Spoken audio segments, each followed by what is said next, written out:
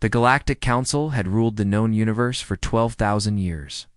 47 different species sat in the great chamber on the station called Unity Prime.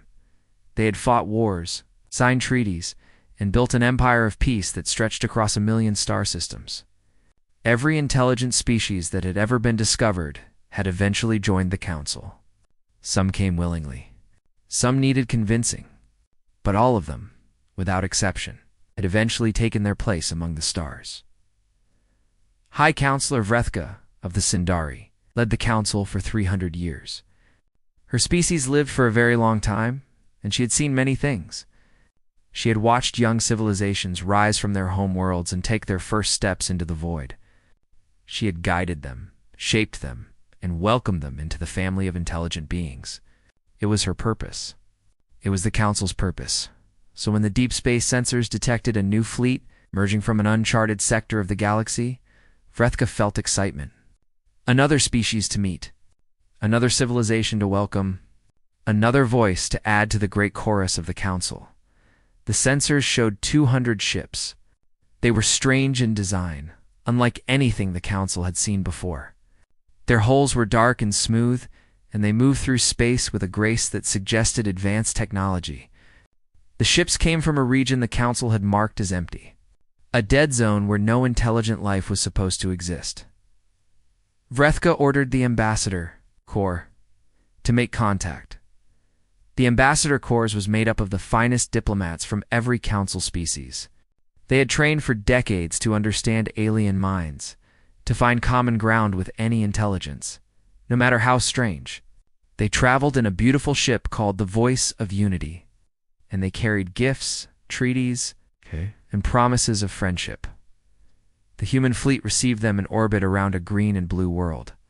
The planet was called New Eden, and it was clearly a colony filled with cities and farms and millions of people.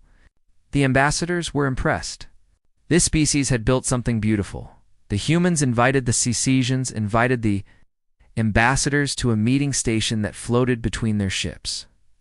The station was simple but elegant, with clean lines and soft lighting. The ambassadors were met by a group of 5 humans who introduced themselves as the Contact Committee. The lead ambassador, a Mallory named Suthfin, began the standard greeting. He spoke of the Council, its history, its achievements. He explained the benefits of membership, the trade opportunities, the shared technology, the protection of the combined fleet. He presented the integration protocols, documents that had welcomed 47 species into the galactic family. The humans listened. They did not interrupt. They asked questions, intelligent questions about the details of the protocols. They took notes on small devices. They nodded at appropriate moments. They seemed to understand everything perfectly. When Suthfin finished, he waited for the response he had heard countless times before. He waited for the excitement, the gratitude, the eager acceptance that always came when a young species learned they were not alone in the universe. The lead human, a woman with gray hair and calm eyes, looked at her colleagues. They exchanged glances. Then she turned back to the ambassadors and spoke. "We appreciate your visit," she said. Her voice was polite but firm. "We have reviewed your proposal carefully. However, we must decline. We have no interest in joining your council, trading with your species, or establishing diplomatic relations of any kind. Please leave our space." Suthfen did not understand. He asked her to repeat herself. She did. The words were the same. The ambassadors looked at each other in confusion. This had never happened before. In 12,000 years, no species had ever said no. There was always something they wanted: technology, protection, resources, knowledge. Every civilization had needs. The Council had always been able to meet those needs. Suthfin tried again. He offered better terms. More favorable trade agreements. Faster access to advanced technology. A seat on the Council itself, something that usually took centuries to earn. He offered everything he could think of. The human woman listened patiently. When he finished, she shook her head. "You misunderstand," she said. "We are not negotiating. We are not asking for better terms. We simply do not wish to have any relationship with your council. This is our final answer." The ambassadors did not know what to do. They had no protocol for this situation. They asked if they could speak to other human leaders, thinking perhaps this woman did not have the authority to make such a decision. The woman smiled slightly and told them that she spoke for all of humanity. The answer would not change. The meeting ended. The ambassadors returned to their ship in silence. The human fleet escorted them to the edge of their space, politely but firmly. Then the humans returned to their worlds and said nothing more. When the voice of Unity arrived back at Unity Prime, Soothfon requested an immediate audience with the High Counselor. Vrethka received him in her private chambers, expecting good news. Instead, she listened to a story that made no sense, a species that wanted nothing, a civilization that asked for nothing, a people who looked at the greatest alliance in galactic history and simply said no. Vrethka asked Soothfon if he was certain he had understood correctly. Perhaps there was a translation error. Perhaps the humans had cultural practices the ambassadors had not recognized. Perhaps they needed time to consider.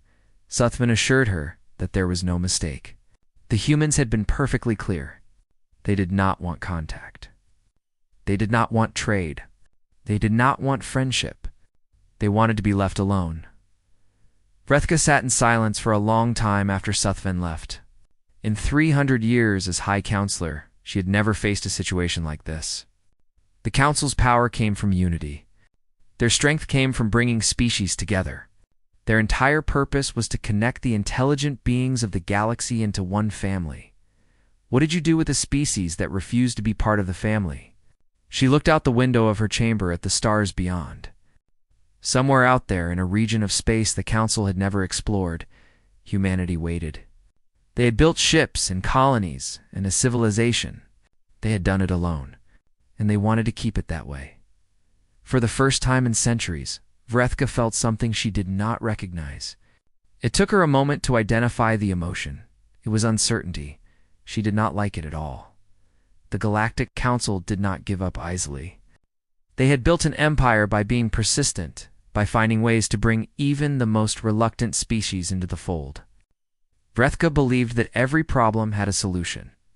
The humans had refused once, but that did not mean they would refuse forever.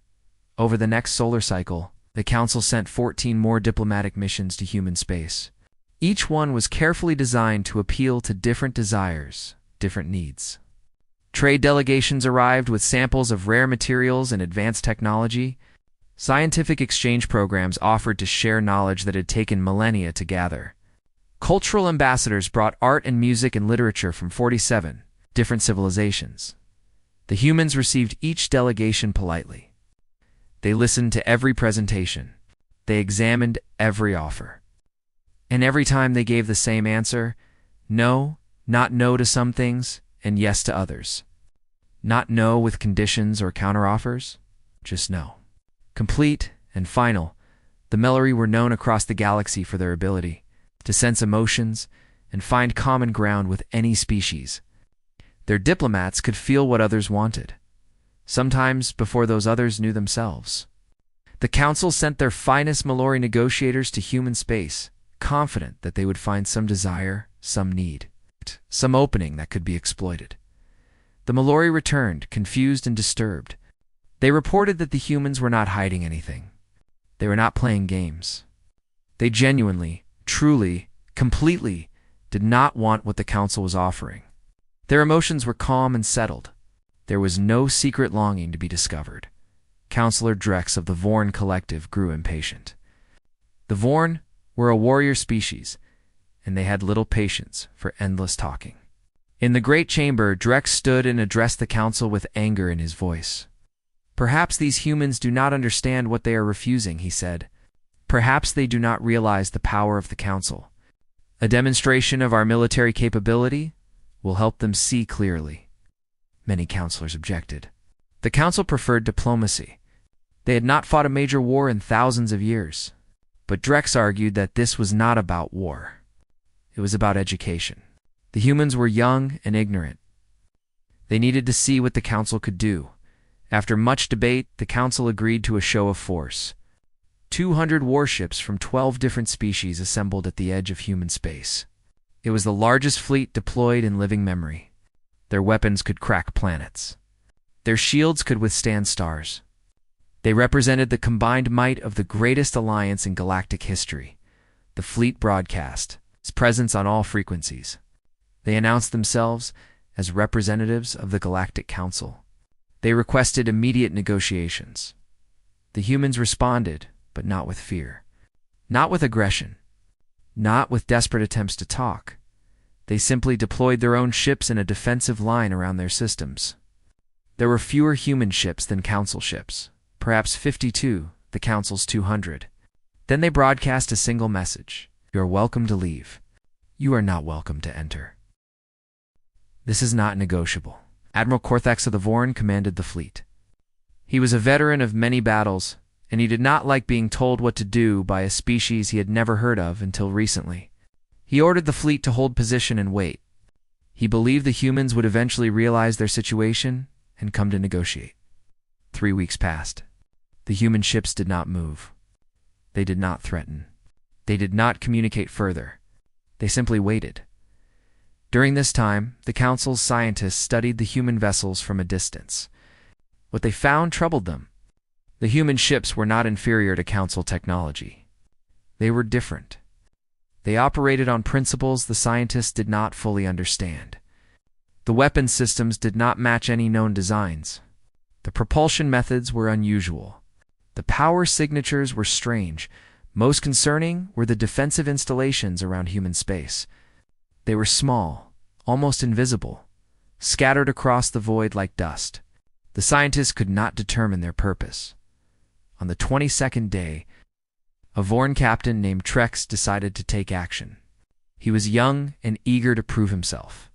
Without orders, he accelerated his cruiser toward the human line. He announced that he intended to breach their perimeter to establish direct communication. What happened next took exactly 0.003 seconds. 1 moment. Captain Trex's ship was moving forward at full speed. The next moment, it was completely still. Every system aboard went dark. Weapons, engines, shields, life support, communications. Everything stopped at once. The Council fleet watched in shock. They could not understand what had happened. There had been no weapon fire, no energy beams, no missiles, nothing visible at all. The ship had simply been switched off like a light. Admiral Korthax ordered rescue vessels to approach the disabled cruiser. Before they could move, the ship reactivated. All systems came back online at once. The cruiser was now positioned safely outside human space, several thousand kilometers from where it had been. The entire crew was alive and unharmed. Captain Trex had no memory of what happened. One moment he was moving forward. The next moment, he was somewhere else. His ship's computers showed a gap of 12 hours in their records. 12 hours that no one could account for. The message was clear. The humans could have destroyed the ship. They could have killed the crew. Instead, they had simply moved them gently and without harm, back to where they belonged. Admiral Korthax was not a coward, but he was not a fool either. He ordered the fleet to withdraw. When he reported to the Council, the Great Chamber fell silent. For the first time in thousands of years, the Galactic Council had encountered something they did not understand, something they could not intimidate, something that had power they could not measure. Rethka called an emergency session. The counselors argued for hours about what to do. Some wanted to send more ships. Some wanted to retreat and observe. Some wanted to try diplomacy again, but beneath all the arguments was a feeling that none of them wanted to admit. Fear. The Galactic Council, the rulers of 1,000,000 star systems, was afraid of a species that simply wanted to be left alone, and they did not know what to do about it. Vrethka made a decision that would change everything. If diplomacy had failed and military force had failed, then knowledge was the only path forward. She needed to understand who the humans really were, what they wanted, why they behaved in ways no species had ever behaved before. She authorized an intelligence operation. This was not something the Council did often. They preferred open communication, honest dealings between species. But these were unusual circumstances. And unusual circumstances required unusual methods. The Kethri were the obvious choice for this mission. They were a species of natural spies, their bodies capable of changing shape and color to match any environment. A Kethri could walk among aliens and never be noticed. They could listen to conversations, access records, and gather information without leaving any trace. 12 of the finest Kethri agents were selected. They were given a simple mission: learn everything possible about humanity, their history, their culture, their technology, their goals. Anything that might explain why they refused all contact with the Council. The agents could not enter human space directly. The defensive systems would detect them immediately.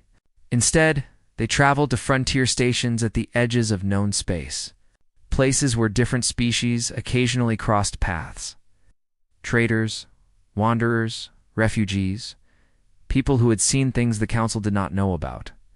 The Kethri were patient. They spent months gathering fragments of information. A story here, a rumor there. Data from old ships that had passed near human space, fragments of communications intercepted years ago and filed away without interest. Slowly, a picture began to form. And that picture was terrifying. Humanity was not a young species. This was the first and most shocking discovery. They had been traveling among the stars for nearly 2,000 years.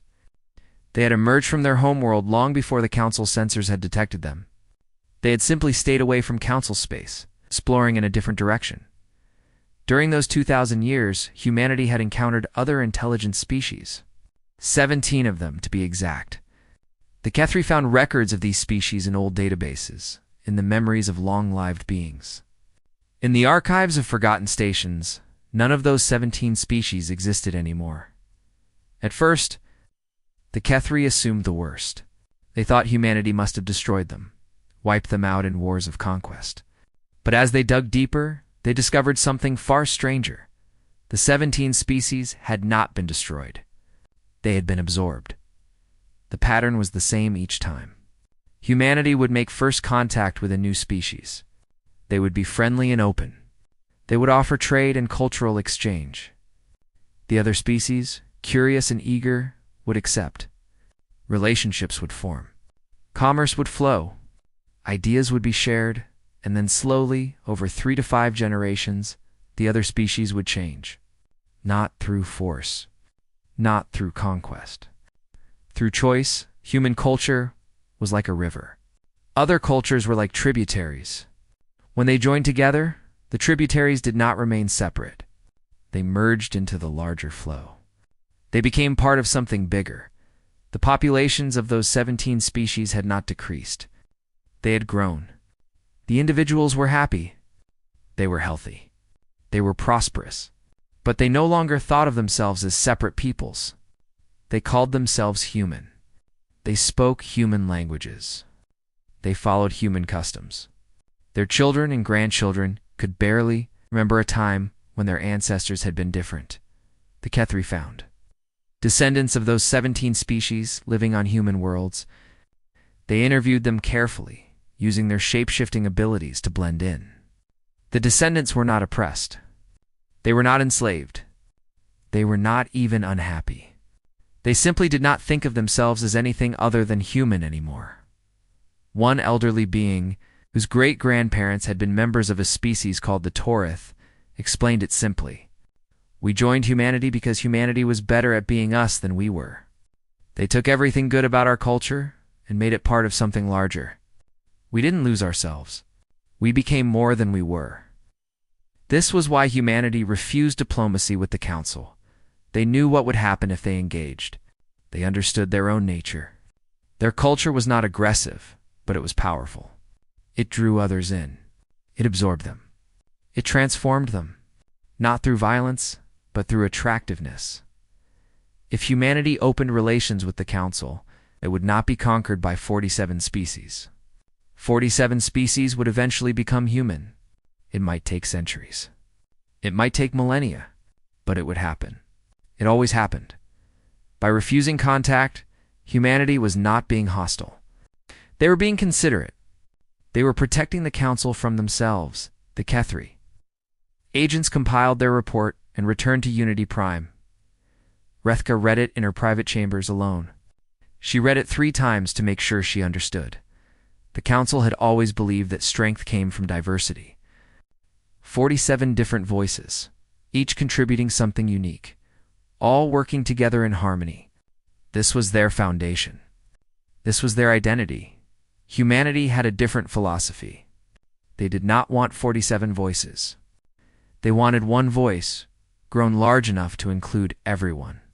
They did not see this as conquest. They saw it as unity. True unity. Complete unity. Rethka understood now why the humans had been so calm, so patient, so polite in their refusals. They were not afraid of the Council. They were not hiding weakness. They were simply waiting. They knew that eventually someone would break ranks. Someone would want to trade with them, to talk with them, to learn from them. And once that door opened, it would never close. She put down the report and stared at the wall of her chamber. The Galactic Council had faced many threats in 12,000 years. Enemies who wanted to destroy them. Rivals who wanted to replace them. Crises that threatened to tear them apart. But they had never faced anything like this. An enemy that did not attack. A rival that did not compete. A threat that simply existed, waited, and allowed others to come to them. She did not know if the Council could survive such a thing. The intelligence report was supposed to be secret. Only Vrethka and her closest advisors were meant to know its contents. But secrets in the Galactic Council had a way of escaping. Within 3 months, everyone knew. Perhaps someone leaked it deliberately, hoping to force action. Perhaps a careless official spoke too freely. Perhaps the Kethri themselves shared what they had learned. No investigation ever discovered the truth. By the time anyone thought to ask, it no longer mattered. The Great Chamber on Unity Prime had never seen such chaos. 47 species shouting at each other, their translators struggling to keep up with the flood of accusations and demands. The carefully maintained order of 12,000 years collapsed in a matter of days. The Vorn were the loudest as always. Counselor Drex stood on his platform and roared for war. "They are a threat to everything we have built," he bellowed. "They will consume us all if we do not act. We must strike now, while they are still contained in their small corner of the galaxy. Every day we wait, they grow stronger." Others disagreed. The Mallory delegation, led by the aged Suthfin, counseled patience. "They have done nothing wrong," he said, his voice calm amid the storm. The 17 species they absorbed chose their fate. No one was forced. No one was harmed. Is it a crime to be attractive? Is it a crime to offer something others want? "It is a crime to exist as a threat," Drex responded. "A disease does not choose to kill. It simply kills. Humanity is a disease of the mind, spreading from person to person until nothing remains but them." The Sindari tried to find middle ground, as they always did. They proposed containment. Build a barrier around human space. Prevent any contact. Let humanity exist in isolation forever, neither threatening the Council nor being threatened by it. But others pointed out the flaws in this plan. Humanity was expanding, slowly but steadily, into uninhabited systems. They took nothing that belonged to others, but they grew nonetheless. How long before their territory touched Council space? How long before contact became unavoidable? The Tarathi delegation raised an uncomfortable question. "The report says the absorbed species are happy," their representative noted. "Their populations have grown. Their quality of life has improved. If joining humanity leads to such outcomes, why are we afraid? Perhaps we should be studying them, learning from them, instead of treating them as enemies." This suggestion caused an uproar. Accusations flew across the chamber. The Tarathi were called traitors, fools, collaborators. Drex demanded they be expelled from the Council for even suggesting such a thing. But the Tarathi were not alone. 3 other species quietly agreed with them. Then 5 more. Then 8. Within weeks, cracks that had been invisible for millennia began to show. The Council had always been united by a simple belief. Membership was better than isolation. Together, the species of the galaxy were stronger than they could ever be apart. This belief had held them together through wars and crises and disagreements. Now that belief was being questioned. If humanity offered something better than the Council, why stay? If absorption meant happiness and prosperity, why fight it? The first formal break came from the Velith, species of curious explorers who had always pushed the boundaries of known space. Their representative announced that the Velith would be opening independent diplomatic channels with humanity. Outside the authority of the Council, we do not seek to leave the Council, he explained. But we do seek knowledge. We want to understand humanity for ourselves, not through the lens of fear that has clouded this chamber. If the Council forbids this, then we must reconsider our membership. The chamber erupted. Drex called for the Velith fleet to be seized. The Sindari pleaded for calm. The Malori tried to mediate. Nothing worked. Within a year, 12 species had followed the Velith's example. They did not leave the Council, but they no longer followed its united position on humanity. They sent their own diplomats, their own traders, their own scholars to the edges of human space. The humans received none of them. Their answer remained the same. No contact. No trade. No diplomacy. They turned away every delegation, every offer, every overture. But the damage was done. The Council had always presented itself as the voice of the galaxy. One alliance, speaking for all intelligent life. Now that voice was fractured. Species argued publicly about the human question. Old alliances broke. New factions formed. Trust that had taken millennia to build evaporated in months. 8 species collapsed into internal conflict. Their populations divided between those who feared humanity and those who wanted to join them. Civil wars erupted on worlds that had been peaceful for thousands of years. Vrethka watched it all happen from her chamber. She was old now, ancient even by Sindari standards. She had led the Council for 300 years. She had never seen anything like this. The humans had not fired a single weapon. They had not sent a single threat. They had not taken a single hostile action. They had simply refused to engage, and by refusing they had done what no enemy had ever accomplished. They had broken the Galactic Council. Suthban visited her one evening, his empathic senses heavy with the grief that filled the station.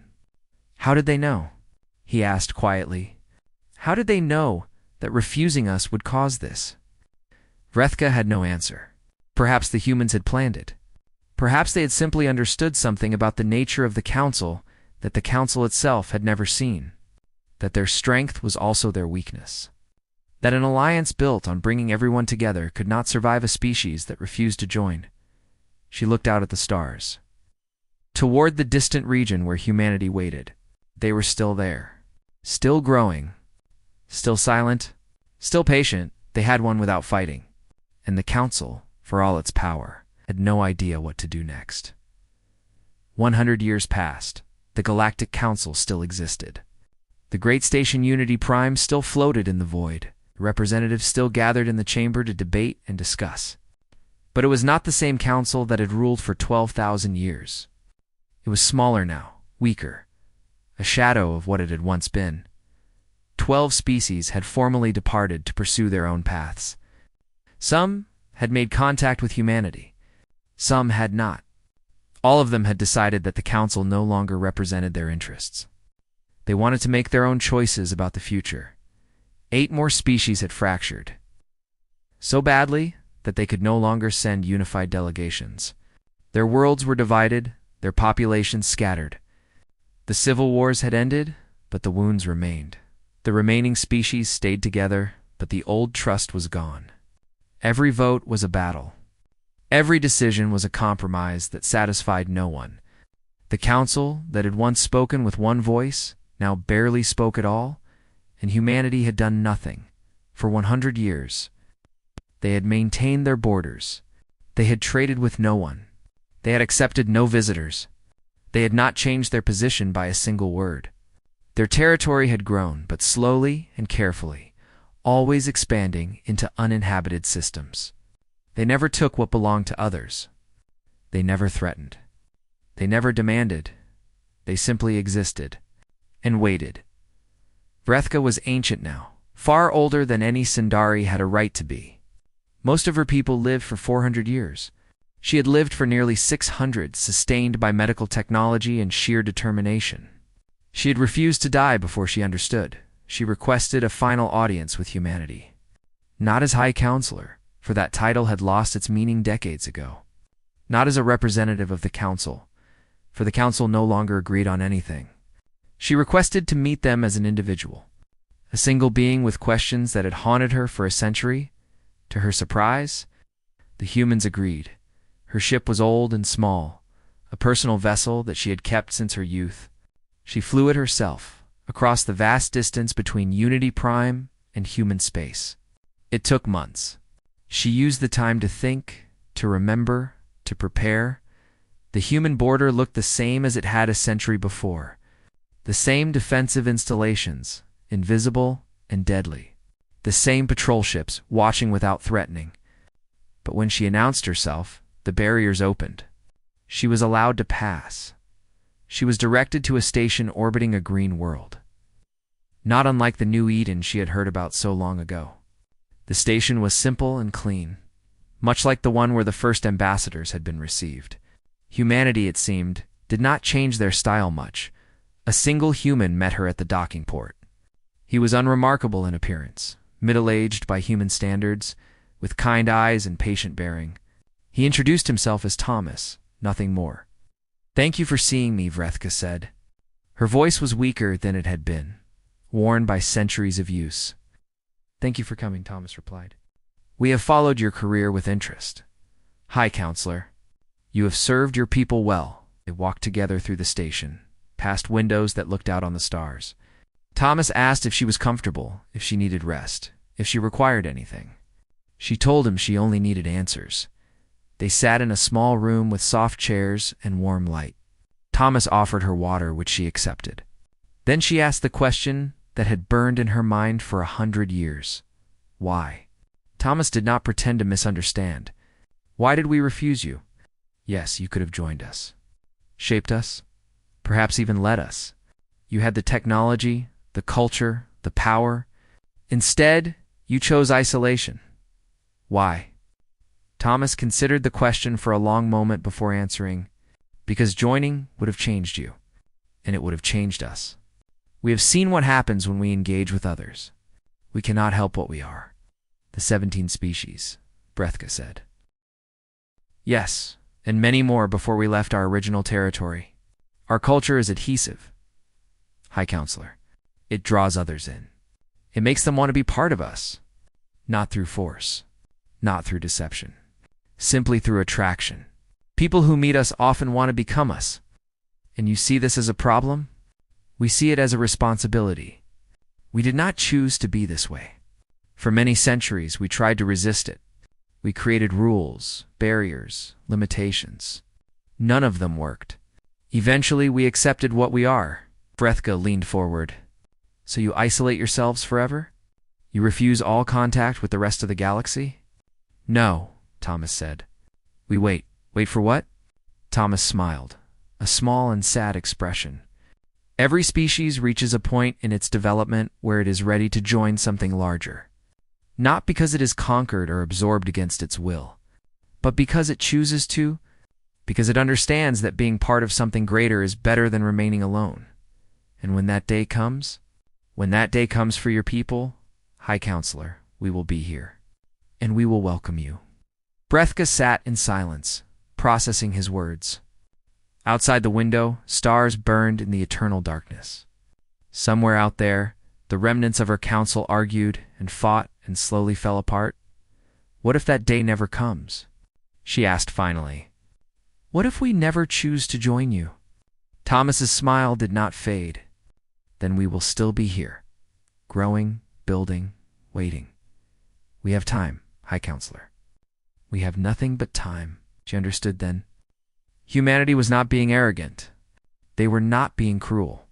They were simply being patient. They had seen the future, or at least a future, and they were content to let it arrive at its own pace. "You could have told us this from the beginning," she said. "You could have explained. Would you have believed us?